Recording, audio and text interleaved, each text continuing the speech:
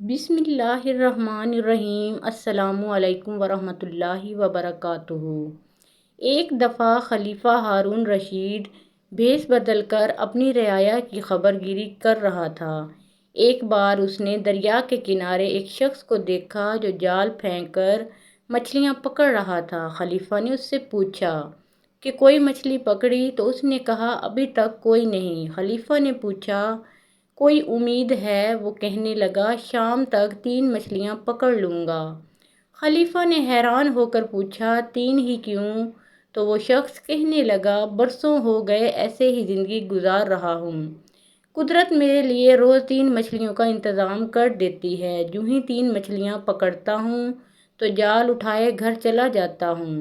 خلیفہ کو اس کی باتوں میں دلچسپی پیدا ہو گئی تو پوچھا 3 مچھلیوں کا کیا کرتے ہو؟ تو اس نے کہا ایک گھر میں پکا لیتا ہوں، باقی 2 بیچ کر ضروریات زندگی پوری کرتا ہوں۔ خلیفہ نے کچھ دیر سوچ کر کہا مجھے اپنا حصہ دار بنا لو، ہم اکٹھے یہ کام کرتے ہیں۔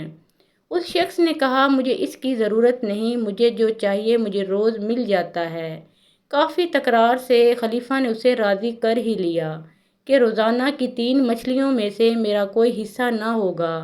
اس کے علاوہ جو مچھلیاں پکڑو گے اس میں میرا چوتھا اور 3 حصے تمہارے۔ خلیفہ نے نئے جال اور ضروری سامان کے لیے اس شخص کو کچھ سکے دیے اور کہا اگر میں نہ آ سکوں تو مجھے بغداد ملنے آ جانا، میرا نام ہارون الرشید ہے۔ اللہ کی قدرت، خلیفہ کی پارٹنرشپ کے بعد مچھلیاں بڑھنا شروع ہو گئیں۔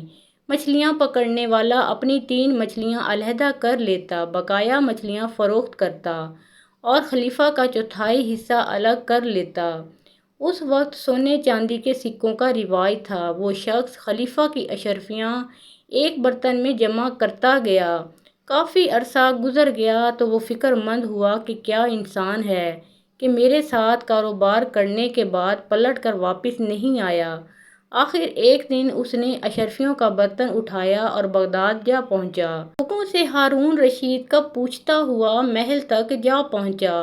سیکورٹی والوں کو ہدایت تھی کہ جو بھی خلیفہ سے ملنا چاہتا ہے تو اسے ملوایا جاتا تھا۔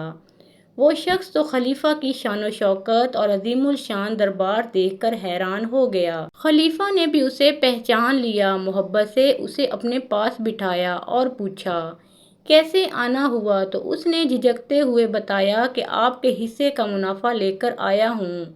خلیفہ بہت خوش ہوا، اس نے اپنا حصہ بھی اسے انعام دیا۔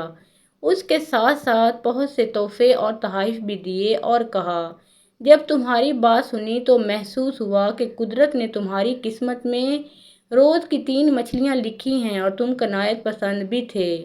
قدرت نے مجھے بے شمار دولت سے نوازا ہے۔ میں نے تیرے ساتھ کاروبار میں قسمت کا اشتراک کیا تھا، جو برکت آئی وہ مشترکہ قسمت کا نتیجہ ہے، نتیجہ کلام۔ اس لیے ہمیں چاہیے کہ ہر کسی کے ساتھ نیکی کرتے رہیں تاکہ ہماری شراکت سے کسی کو بہت سا فائدہ ہو۔